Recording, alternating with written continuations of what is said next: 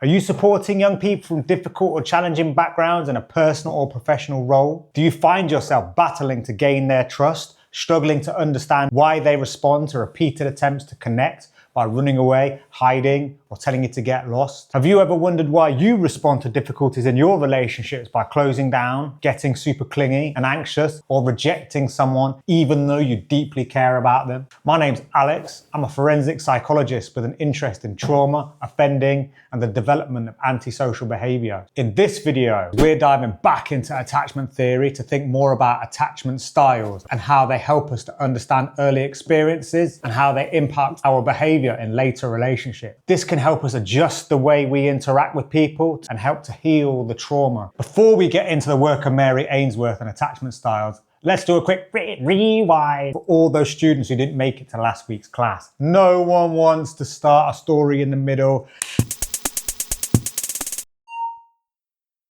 Enter John Bowlby, the OG of attachment theory. Imagine a psychologist who basically spent his career proving what parents, children, and caregivers already knew. Relationships really matter. Bowlby was the first to say, yo, the way you were cared for as a baby shapes how you handle relationships for the rest of your life. He used a scientific method to back up what he was saying, and it's formed the foundation of psychology ever since. So what did he say? If you had a caregiver who was reliable, responsive, and, well, actually there for you, chances are you grew up with a solid foundation for developing trust and connections to other people. If not, then navigating relationships might feel a bit like trying to build a house on shaky foundations. Doable, but definitely not easy. So Bowlby set the stage and told us why infants attach to caregivers for emotional safety and security. Next to step to the stage, Mary Ainsworth, John Bowlby's numero uno student.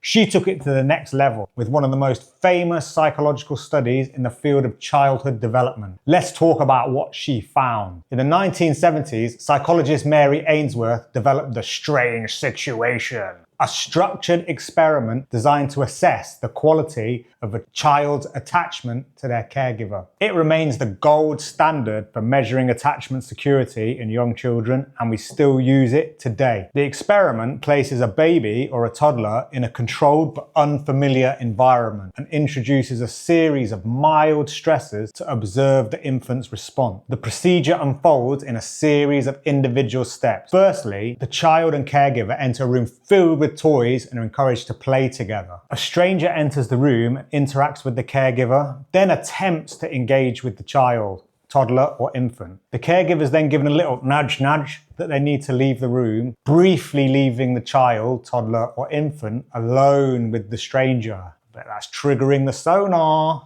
Each of these conditions is about 3 minutes. After a short period, the caregiver returns and their reunion with the baby is the key information we're assessing here. I suppose this moment of reunion provides us with the most insight into the baby, infant, or toddler's attachment style. It helps us to categorize whether the child feels secure, anxious, or avoidant in the relationship with their caregiver. It's so interesting that we can see this. I don't know how Mary Ainsworth came up with it. It's a mad idea. Some children show what's called a secure bond. After the safe person returns, the child, toddler, or infant is able to chill out quite quickly, go back to playing, and continue as they were when the experiment first started.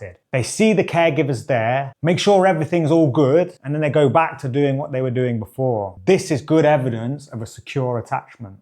Other children show insecure bonds. They avoid contact with the carers when they return. They don't want to be comforted. Well, they look like they don't want to be comforted. We know they do, but they appear like they don't. Or sometimes they show high levels of distress and simply can't be calmed down. Another kind of insecure bond is displayed with what we call resistant or ambivalent attachment. These children do a bit of both of what we spoke about before in insecure bonds. They want comfort and try to get it, but at the same time, they don't want it and seem to be rejecting it. They don't really calm down when the safe person is around, and this usually happens when there's been some inconsistency in caregiving practices in the past. Sometimes maybe their needs were met, and at other times they weren't when they needed to be. What experiences shape these behaviors? The best way I had it explained to me by the great Jeanette Bowlby Williams was the attachment cash machine. Let's dive into it now.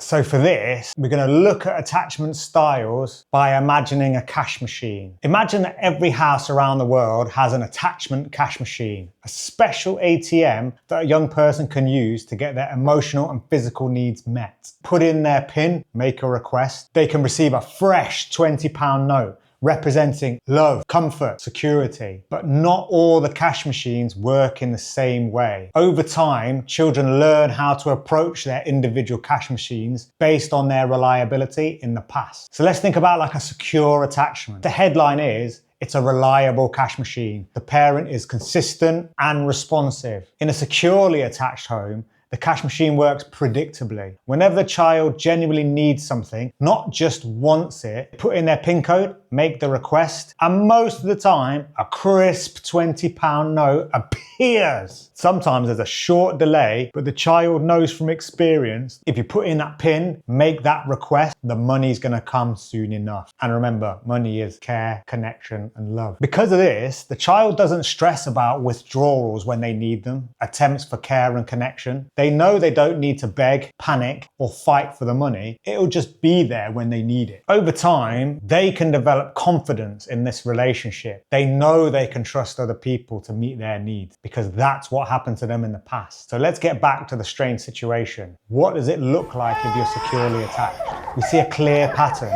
The child gets upset when the mother leaves, but quickly chills out when they return. They make sure everything's good by checking mum or significant caregiver is there, and then they get back to playing. Maybe they want a quick squeeze just to make sure, but they really do just go back to playing. There isn't too much obvious distress. What about the anxious attachment, otherwise known as the unpredictable cash machine? In this scenario, the parent is inconsistently responsive, which means sometimes they are there and sometimes they're not. In this scenario, the cash machine's unreliable. Sometimes when the child presses the PIN code and they want that love, care and connection, they receive that £20 note immediately. It's there. It comes when required. Other times they need that love, care, connection and support, and when they put in the PIN code, make that request, nothing happens. No matter how hard they try or how often they keep trying to put those codes in. One day the machine works perfectly, the next day it just eats the request without explanation and doesn't provide any support. Next, we can think about the avoidant cash machine, the cash machine with a shock button. So in this scenario, the parent is constantly unresponsive. So imagine a world in which a child approaches their home's cash machine, puts in the PIN code, presses the appropriate buttons, asks for that love, care and consistency and attention, and instead of money, they get a painful electric shock. Sometimes a £20 note falls out randomly, but if they ever try to actively request it, they're punished. What does this child learn? I guess it learns to stop pressing the button. At the lower end of the spectrum, this might be a household where children are taught not to show their emotions. Things like, boys don't cry, stop being silly, just sort it out yourself. This could be a home where parents react to a child's needs with irritation, anger, or even aggression. In these situations, the children are learning to suppress their needs and become self-sufficient.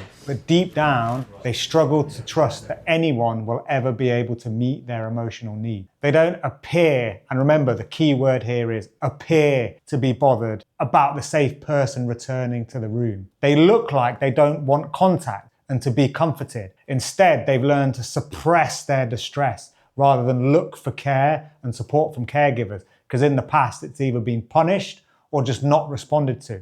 So they've learned to be self-sufficient in managing their own emotions and safety. But remember, just because they look like they're not bothered, it doesn't mean that they aren't. It means they've learned somewhere along the line that I can't really rely on other people. So instead, I focus on bottling up my emotions. So what about the most challenging of attachment types, the disorganized attachment? This one's the terrifying cash machine. In this house, the parent is both a source of comfort and a source of fear. Imagine desperately needing the connection, desperately needing that money, but being too scared to even approach the machine because you just don't know what it's going to do. So this happens in situations where caregivers are both a source of comfort and a source of fear. The child needs the parent for safety, but the parent is also unpredictable, sometimes frightening, and can even be dangerous. In one moment, they might be loving, caring, and connection, and in the next moment, they could be aggressive or unpredictable. These young people often struggle with intense emotional conflict, often feeling torn between seeking out closeness and pushing people away. The child can't develop a clear strategy for getting their needs met, so they switch between anxious behaviors, pressing the buttons frantically, trying to get that interaction, that behavior, and at other times being completely avoidant and staying away completely from any interaction